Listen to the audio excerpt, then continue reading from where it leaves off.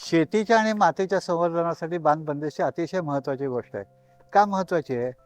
तर पडणारा पाऊस जो असतो, तो पडणाऱ्या पावसाचा पहिला पाऊस आणि शेवटचा पाऊस, म्हणजे मृग नक्षत्रातला प्री मान्सून पाऊस आणि पाऊस संपताना हस्ताचा पाऊस, हे दोन्ही पाऊस ढग गडगडून पडतो, विजांचा चमचमाट होतो आणि ह्या काळामध्ये हवेतल्या विजेमुळे हवेतला नत्र मोकळा होतो आणि पावसाच्या थेंबाबरोबर मातीमध्ये येऊन पडतो.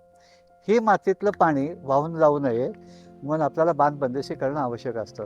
पहिल्या पावसाचं पाणी आणि शेवटच्या पावसाचं पाणी शेताच्या बाहेर शक्यतो गेलं नाही पाहिजे. त्याच्यासोबत काय असतं की तिथे शेतामध्ये बांधबंदिशी केल्यामुळे पाणी अडतं, म्हणजे माती अडते. त्याला म्हणतो आपण मृदसंधारण. ते मृदसंधारण होण्याच्या दृष्टिकोनातनं शेताला बांध असणं, बांधाच्या मार्फत पाणी बाहेर जाताना त्याची योग्य रचना, त्याला फाड म्हणतात, ती असणं आणि ते क्रॉस असणं, म्हणजे माती जास्त वाहून नाही गेली पाहिजे आणि पाणी जिरलं पाहिजे.